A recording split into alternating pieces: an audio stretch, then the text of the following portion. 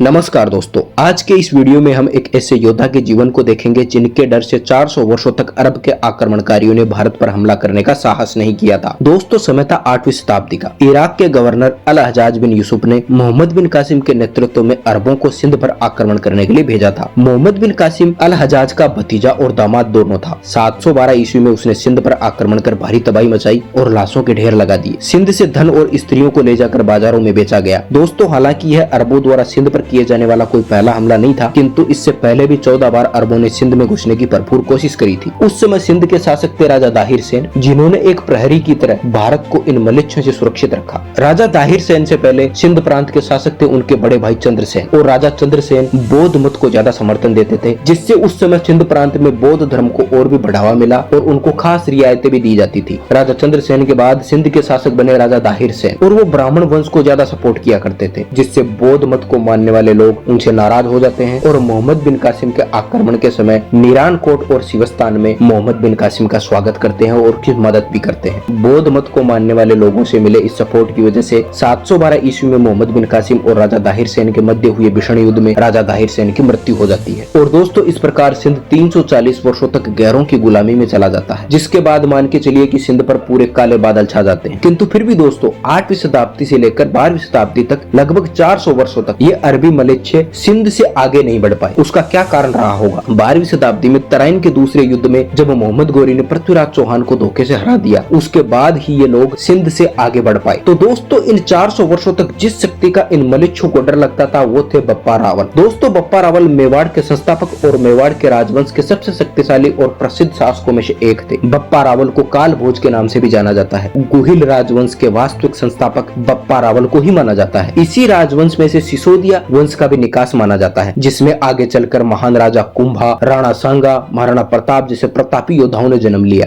दोस्तों, बप्पा रावल का जन्म 712 या 713 ईस्वी में ईडर यानी उदयपुर में हुआ था और उनकी माता का नाम था पुष्पवती। सन 712 और 713 ईस्वी में अरबी मुस्लिम आक्रमणों को गुरु गोरखनाथ जी और हरित ऋषि ने अपनी आंखों से देखा था। तभी गुरु गोरखनाथ जी ने हरित ऋषि से कहा था कि एक दिन एक ऐसा योद्धा आएगा जो इन अरबी मुस्लिम आक्रमणकारियों को खदेड़ देगा, और वास्तव में हुआ भी कुछ ऐसा ही। बप्पा रावल ने अरबी मुस्लिम आक्रमणकारियों को ऐसा खदेड़ा था कि आगे आने वाले 400 वर्षों तक फिर से भारत पर आक्रमण नहीं कर पाए थे। दोस्तों, राजा दाहिर सेन की मृत्यु के बाद उनकी बेटियों को खलीफा के पास भेंट के रूप में भेज दिया जाता है। कई हिंदू स्त्रियां सेक्स स्लेव बना दी जाती है और सिंध के अमीर लोगों को लूट कर यह अरबी मलेच्छे मेवाड़ की तरफ बढ़ने लग जाते हैं। अरबी मलेच्छों के आक्रमणों और अत्याचारों से परेशान होकर सिंध के लोगों ने मेवाड़ में शरण ली और बप्पा रावल को पूरी स्थिति के बारे में बताया कि कैसे इन अरबी मुसलमानों ने मंदिरों को तोड़ा, धन को लूटा, बहन बेटियों की इज्जत के साथ खिलवाड़ किया, गायों को काटा और खाया गया। इन सभी अत्याचारों ने बप्पा रावल को बहुत क्रोधित कर दिया और वो एक लंबे युद्ध के लिए गठबंधन की तैयारी करने लग गए। उनका मानना था कि ये मलेच्छे आसानी से नहीं हार मानेंगे और बार बार भारत पर आक्रमण करेंगे। इनका कोई परमानेंट सॉल्यूशन करना पड़ेगा। बप्पा रावल ने मालवा यानी मध्य प्रदेश के शासक गुर्जर प्रतिहार राजवंश के नागभट्ट प्रथम के साथ गठबंधन किया। उसके बाद उन्होंने गुजरात के पुलकेशी राज और जय भट्ट को भी अपने साथ ले लिया। तब तक अरबी सेना का नेतृत्व कर रहे जुनेद अलमरी ने दक्षिणी गुजरात, मालवा और दक्षिणी राजस्थान के कुछ इलाकों पर कब्जा कर लिया था। सन 738 ईस्वी में हिंदुओं के मात्र 6000 सैनिकों ने 60,000 अरबी मुसलमानों से जोधपुर के नजदीक युद्ध किया और एक एक हिंदू सैनिक ने 10-10 अरबी मुसलमानों का मर्दन किया। इस युद्ध में अरब फौज के कमांडर जुनेद का भी वध कर दिया जाता है और इस्लामी फौज को खदेड़ कर अरब के खलीफा को एक कड़ा संदेश दे दिया जाता है कि जैसे तुमने मध्य पूर्वी पर्सिया, मेसोपोटामिया, सीरिया और उत्तरी अफ्रीका में सफलता पाई है, भारत में तुम्हारा यह सपना पूरा नहीं हो पाएगा। बप्पा रावल की रणनीति ने पश्चिमी भारत का गणित ऐसा बदला कि इसकी चर्चा दुनिया भर में होने लगी और मुस्लिम आक्रमणकारियों ने इनको इस्लाम के सबसे बड़े दुश्मन का खिताब दे डाला। दोस्तों, सोचिए, यदि भारत पर खलीफा का राज हो जाता तो यहाँ के हिंदुओं, खासकर स्त्रियों की क्या दशा होती। हिंदू सेना ने बप्पा रावल के नेतृत्व में ईरान तक अरबों को खदेड़ा। बप्पा रावल जब अफगानिस्तान पहुंचे तो गजनी शहर पर उन्होंने किसी सलीम को शासन करते हुए पाया। बप्पा रावल ने सलीम को हराकर अपने भतीजे को वहाँ की गद्दी पर बिठाया, जिससे कई शताब्दियों तक वहाँ हिंदुओं का शासन रहा। सलीम ने अपनी जान बचाने के लिए बप्पा रावल से संधि की और अपनी पुत्री माया से उनका विवाह करवा दिया। बप्पा रावल इन विदेशी आक्रमणकारियों का सामना भारतीय सीमाओं के बाहर भी करना चाहते थे, इसलिए इन अरब आक्रमणकारियों पर नजर बनाए रखने के लिए उन्होंने कई सैन्य चौकियां बनाई। इतिहासकारों का मानना है कि पाकिस्तान का रावलपिंडी शहर इनकी एक सैन्य चौकी ही था और बप्पा रावल के नाम पर ही इस शहर का नाम रावलपिंडी पड़ा है। दोस्तों, बप्पा रावल जी के साथ संबंध बनाने के लिए उस समय काफी सारे राज परिवारों ने अपनी बेटियों का विवाह बप्पा रावल के साथ करवाया था। कहा जाता है कि बप्पा रावल की 100 रानियां थी। कई मुस्लिम शासकों ने बप्पा रावल के डर से अपनी पुत्रियों का विवाह बप्पा रावल से करवाया था। कहा जाता है कि 100 रानियों में से बप्पा रावल की 33 मुस्लिम रानियां थी। दोस्तों, बप्पा रावल एक ऐसे सम्राट थे जो कभी किसी से भी पराजित नहीं हुए, और जब उन्होंने संपूर्ण क्षेत्र में शांति स्थापित कर दी तो भारतीय परंपरा के अनुसार संन्यास लेना उचित समझा और 58 वर्ष की आयु में संन्यास ले लिया और अपने पुत्र को मेवाड़ का राजा बनाया। साथ ही यदि आपको जानकारी अच्छी लगी हो तो वीडियो को अपने दोस्तों के साथ शेयर जरूर करें, जिससे लोग हमारे वास्तविक इतिहास को जान सके। धन्यवाद। हर हर महादेव।